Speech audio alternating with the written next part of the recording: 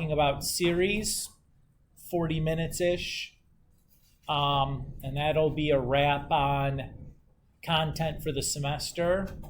So I have a homework assignment in Delta Math from this, but you'll have another day like we did last class where you just can work on whatever that you need. When I'm done with this, though, we'll go through everything that's still outstanding for you guys to make sure you guys have a good picture of what still needs to be done, because we have,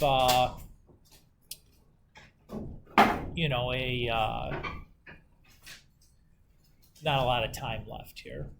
All right. So we started off last time we talked about sequences. Today we're going to move on to talk about a series. And a series is just like a sum of the terms of a sequence, some number of them.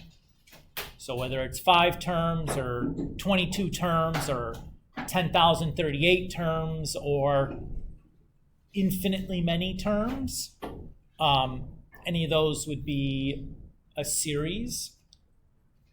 And as you can guess right away, that the problem with this is that, like, who wants to write down like 1 plus 3 plus 5 plus 7, like 300 terms of a sequence? Like, who wants to write that addition problem? The answer is nobody. Nobody wants to write that out by hand. So as mathematicians, we've created a notation that allows us to represent a series without having to write out the entire problem. That notation is called summation notation or sigma notation. So that's pictured here.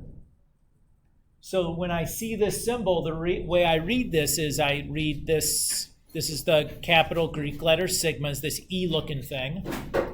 So I read that as the sum of, and then the sequence, which in this case is a sub k, from k equals 1, the bottom, to k equals n, the top. So this would be the sum of the first n terms of the sequence a sub n.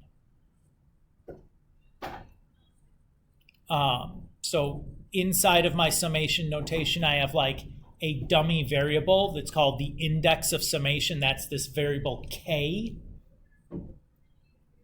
So that's like the variable inside my sequence. So it'll concern the terms 1 through n. If this was 7, it would concern the terms 7 through n.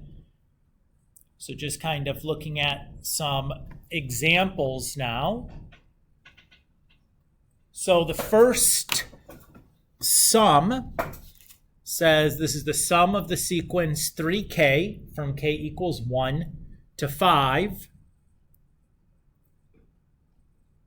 So this would be like 3 times 1 plus 3 times 2 plus 3 times 3 plus 3 times 4 plus 3 times 5. So 15 plus 30 plus 45 plus 60 plus 75, whatever that comes out to be. We could just add those up manually.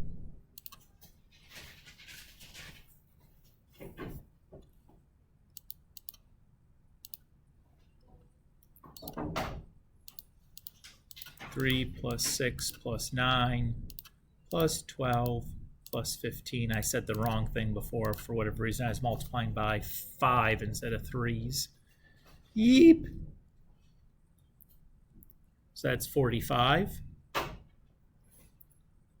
So if I look at the next sequence, notice this one is starting at the 5th term to the 8th term. So this is going to be 5 squared plus 6 squared plus 7 squared plus 8 squared. So we really have only 4 terms that we're adding up. We're adding up terms 5, 6, 7, and 8. Does everybody feel okay with how I'm coming up with this? So I'm just taking the numbers between 5 and 8 and plugging them into the sequence here, and then we're just going to add them up. And this is all fine when it's a relatively few number of terms. But you're going to see here by the end, this becomes a much more difficult proposition. So I get 174 for that one. For 3, we're going from 0 to 12. So that's going to be like cosine of 0 times pi plus cosine of 1 times pi plus cosine 2 times pi plus cosine 3 times pi. And then I'm not going to write all these out because, quite frankly, it's pretty obnoxious. All the way out to cosine of 12 pi. Now, being a master of trigonometry, it's easy for me to evaluate each of these. I know cosine of 0 is 1.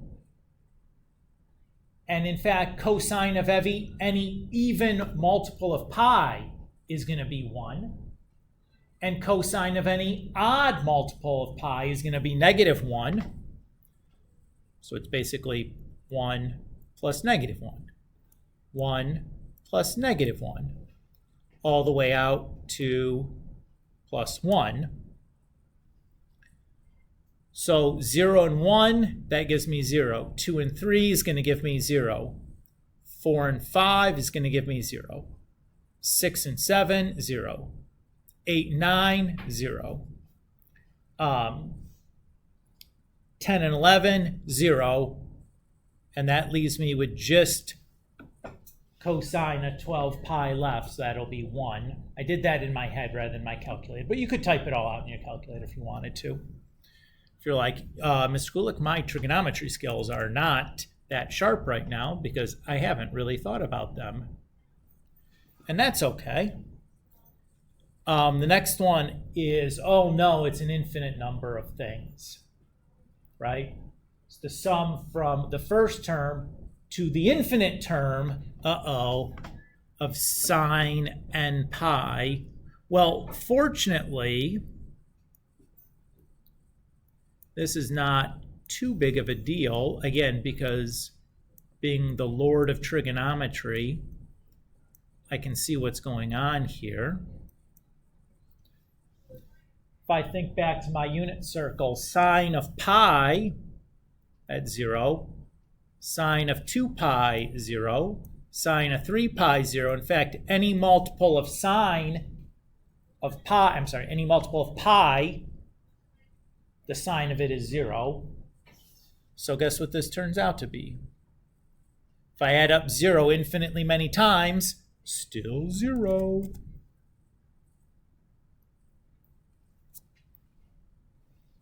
Everybody okay so far? And the last one, oh no, it's another infinite number of terms. So it's the first to the infinite term of 3 over 10 to the k. So that'd be like 3 over 10 plus, actually I'm going to write these as decimals. So 3 over 10 plus 3 over 100 plus 3 over 1,000 plus 3 over 10,000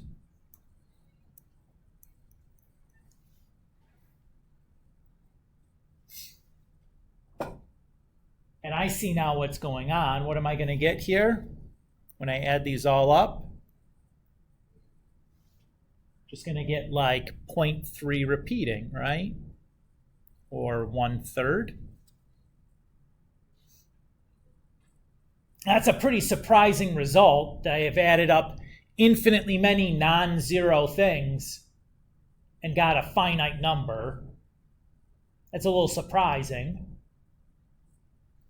But you see what's happening is that each time what you're adding is getting like an order of magnitude smaller. So all I end up with is a repeating decimal. It's okay. Now that's a non-trivial result that we just got there. I don't know that I would expect you to come up with that on your own. There are some series that I would expect you to be able to add up infinitely many terms of, and we'll talk about those situations later. But one of these where it's like you're not given any pre-warning as to what's going on, it's a tall ask. So let's talk about, or last time we talked about two specific kinds of sequences, arithmetic and geometric. We're going to now talk about two specific types of series, arithmetic and geometric. So what we're going to do with that is we're going to develop a formula that allow us to compute the finite sums for infinite and geometric series. That'll make life a little bit easier for us. So if I'm adding up the terms of an arithmetic sequence, the formula to do that is just going to be the first term times the last, or plus the last term, divided by 2 times the total number of terms. So there's our formula. This is an alternate version of the same thing. That'll give you the same result. All right, so let's look at an example. It says a corner section of a stadium has 8 seats along the front row. Each successive row has 2 more seats than the row preceding it. If the top row has 24 seats, how many seats are in the entire section? So when I read this, I say, okay, well, my first term is 8. My nth term is 24. And I'm told my D is 2. So I'm going to start by writing my equation for my sequence.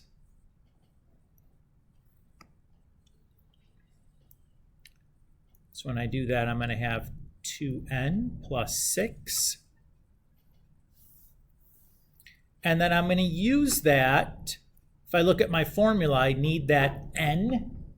So I'm going to use that equation for the nth term of my sequence to solve for n. So I'll take my nth term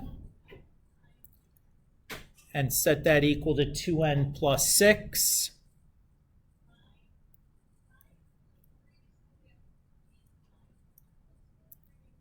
So now I have n, I have a sub 1 and a sub n.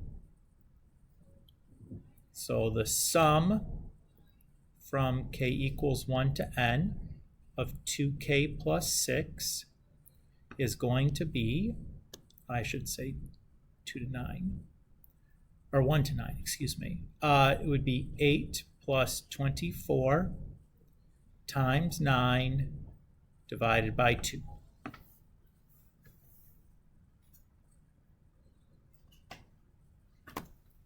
So I've just plugged it into this formula right up here. And it's just calculator time.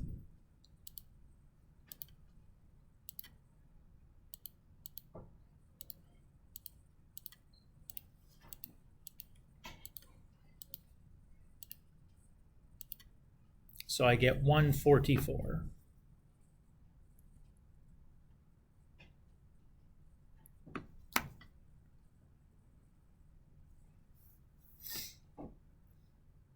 Any questions on what I did there? It's like the hardest version of that kind of a problem.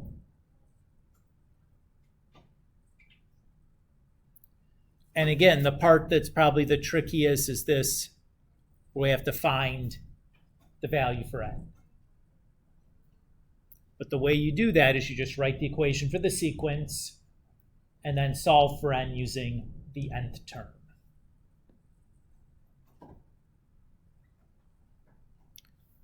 So the other situation is if I have a finite geometric sequence.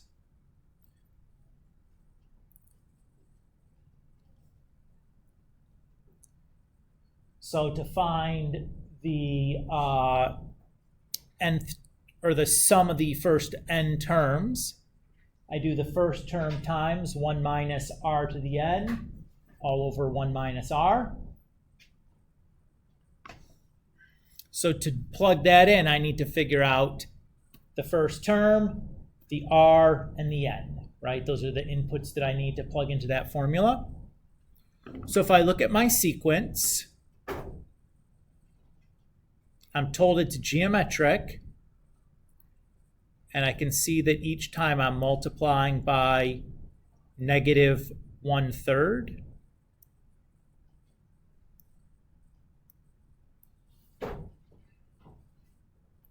So r is equal to negative 1/3. Everybody okay there? So if I write my equation, it's going to be the first term times r to the n minus 1. And I'm going to set that equal to the last term in my sequence. And hopefully it's pretty clear to see that just n minus 1 has to be 10, because everything else is the same, right? Everybody can see that? So n has to be 11. So I have 11, I have my n, I have my r, and I have my first term.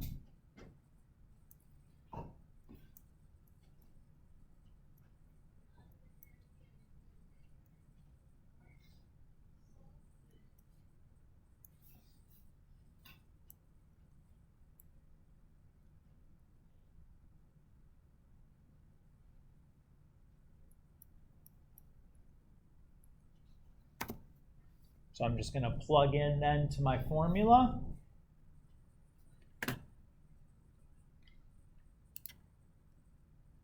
And we're all set. So again, we're just kind of using a formula here. It's not really too big of a deal. The hardest part is finding the pieces that I need for the formula, because they're not all going to just be given to us in the story problem. We're going to have to find some of them on our own. Notice that in each case I had to solve for n on my own. So I do that, I get this value. I wonder if I can math and frac that. No, it doesn't want to do that for me. That's fine.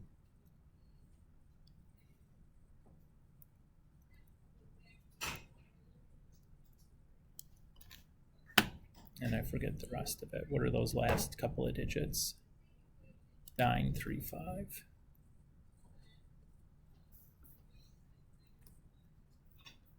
Does that feel okay there? Very similar feeling problem, right? How do I know which equation to use? Well, it told me in the problem that I was working with an arithmetic or geometric sequence or series, so I knew which formula to use. If it didn't tell me the type of sequence I was adding up, what would I have to do to figure out which one to use? I'd have to look at the terms and see if are we adding or subtracting something each time, or are we multiplying by something each time. For adding and subtracting, then it's arithmetic. For multiplying, it's geometric. I can usually do that just by inspection, just looking at the terms and seeing what's going on. So they don't even have to tell me which one, what type of series this is. I should be able to look at it and be able to figure it out pretty quickly. Now, if I have an infinite series, so if we're adding up an infinite number of terms, your first intuition is that, oh, if I'm adding up infinitely many things, that should be infinite. We've seen that that's not the case already early on with that first set of examples. We say that if we add up infinitely many terms and we get a finite result, we'd say that series converges. If we add up the infinitely many terms and we get either an infinite result or a situation where it's like impossible to figure out what it's going to be, we say that that series is divergent. Basically, what we're doing is taking the limit of a partial sum. So like, basically, that guy right there is like a partial sum. It's a sum of part of the sequence because it's not all infinitely many terms. If we look at the limit of that partial sum gets bigger and bigger and bigger, that's what we're basically doing.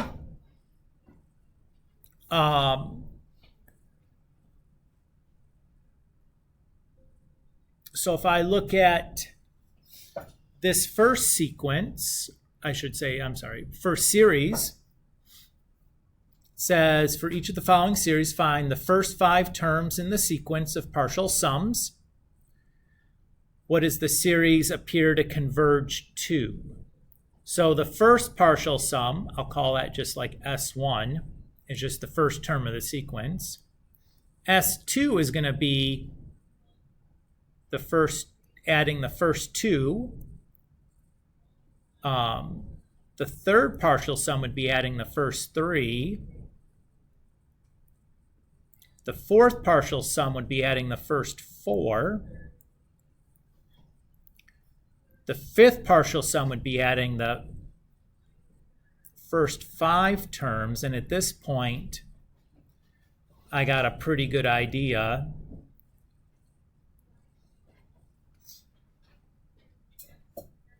that that's what I'm going to get, right?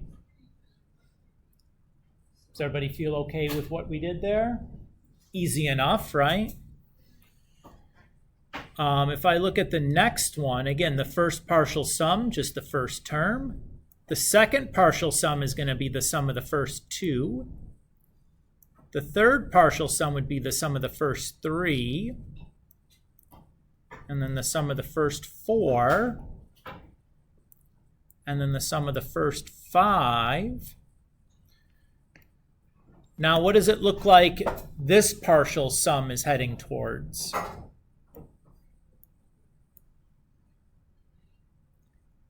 Each time that partial sum is getting bigger, right? And in fact, as it's getting bigger, it seems like it's accelerating, right? The first partial sum got 30 bigger, and then 40, and then 50. This thing looks like it's bombing off to infinity. So we'd say this is divergent. Is everybody okay there? The previous one we'd say is convergent because it goes to a finite value.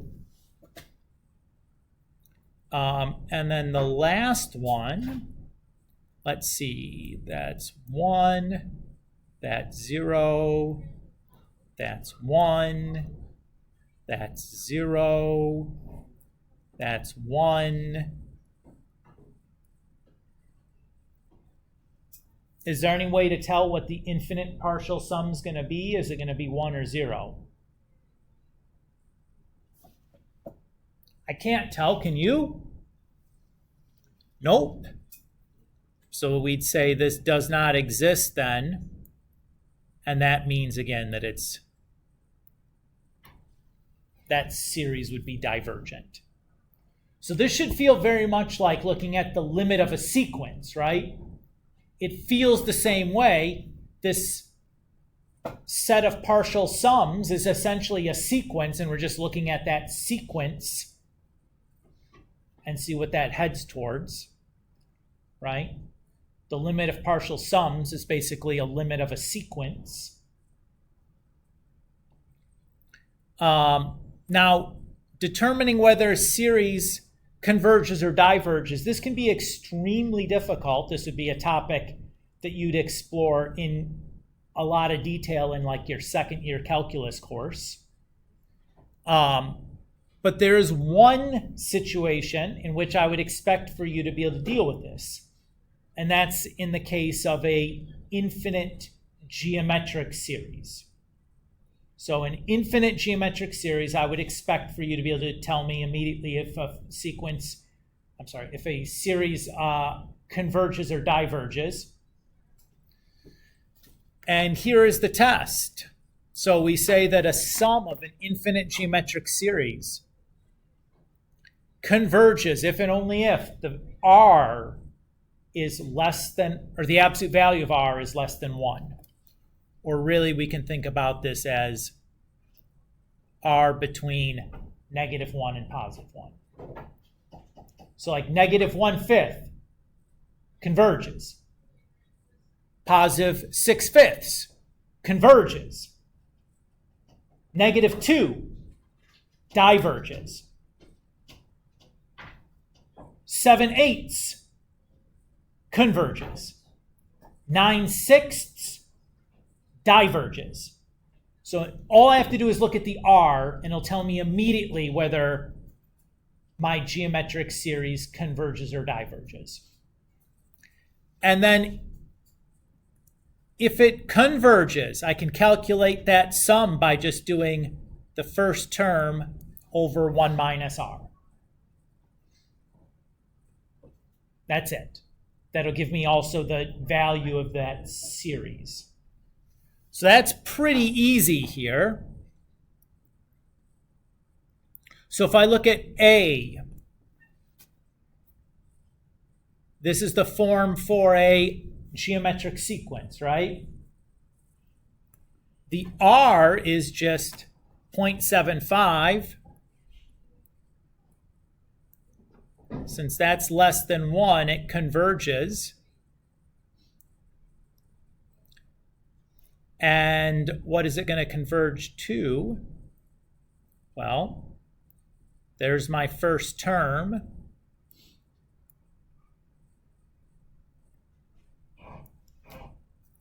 So that's going to turn into 3 over 0.25, which is 12.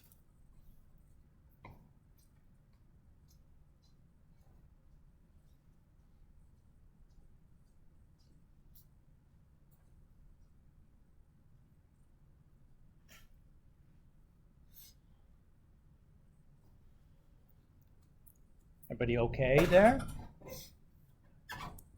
So again, this, if I look at part B, that's not exactly the form of a geometric sequence, right? It's not a1 times r to the n minus 1. But it is exponential, right? Because the exponent is in the variable. So it's going to be good enough.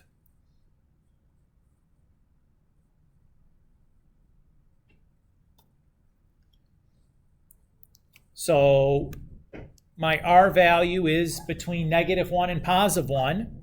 It's still just going to be -4/5, so that's easy. So now it's my first term. Notice my first term, though, is the 0th term. Mr. Kulik, that's pretty sneaky. I know.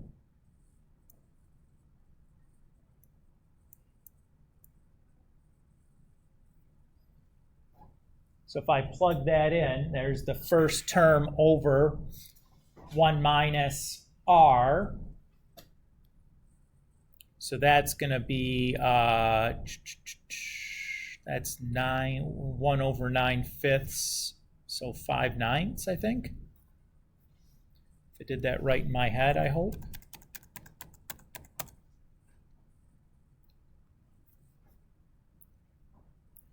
So the next one, our r value is going to be pi over 2, right? But hold on a second. Pi is like 3.14. So pi over 2, that's bigger than 1. I'm done.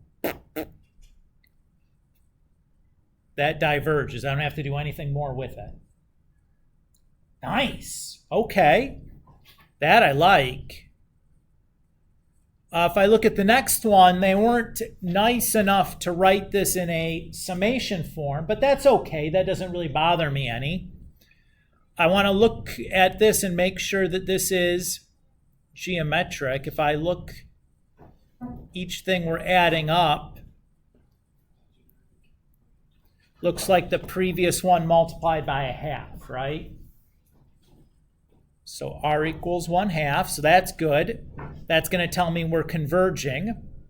So I'm going to have my first term over 1 minus r. That'll just come out to be 2. Is everybody okay with what we did there? Again, fairly easy, right? We're just plugging stuff into a formula. Just have to recognize whether I need to use the formula or not, right? And my last question here, I can use a infinite geometric series to convert a repeating decimal into a fraction. So if I think about this, it says express 0.34 or 234 repeating in fraction form. So if I take this, what I'm going to do is I'm going to think about this as 0.234 plus 0.000234 plus 0.000000234, etc. Does everybody kind of see that? Where I'm just taking the repeating section and just adding those repeating sections together. So if I look at that, this is basically being multiplied by 1/1000, like, because I'm moving 3 decimal places.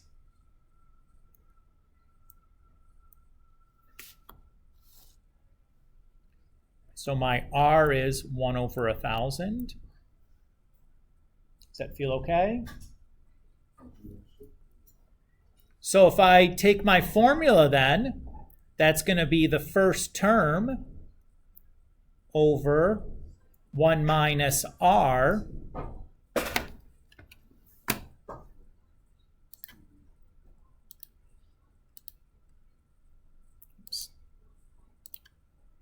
Let's see what we get out of that.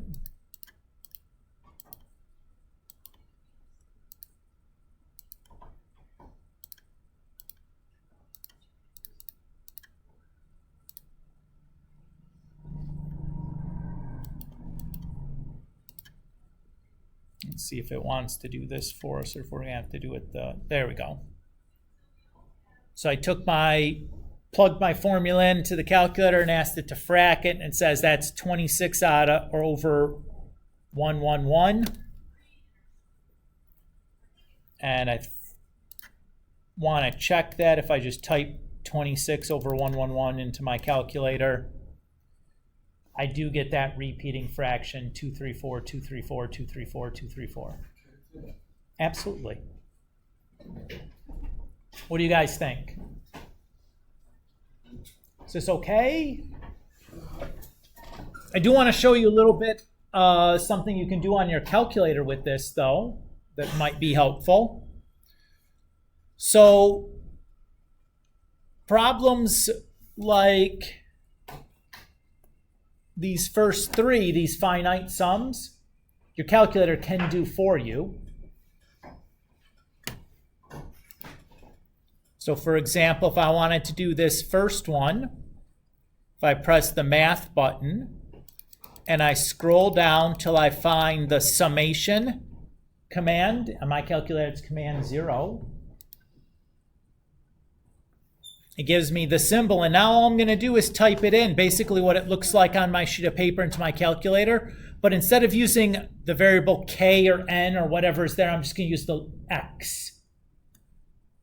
So I'll do x equals 1 to 5, 3x, and press enter, and there's that same value that I got here, the 45. And if I want to do the next one, math, command 0, x equals 5 to 8 of x squared. There's the 174. So again, the calculator can do these sums for you if you can write the summation notation, or if the summation notation is given to you. Notice that if I went down here, if I had forgotten the formula for this, if all I could do is, well, I can get the thing there. Again, I can take that answer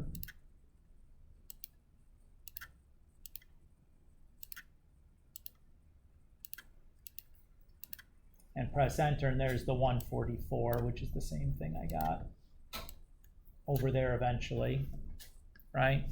So your calculator can do this summations for you as long as it's a finite number of terms. Your calculators can't do anything with the infinities. They say, tough luck, figure that out on your own. But that's this lesson. How do you guys feel on this? Is this okay? Again, it should feel pretty okay. Most of what we're doing is just like using formulas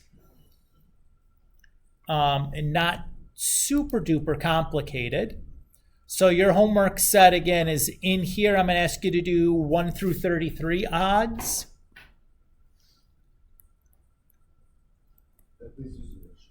Sure.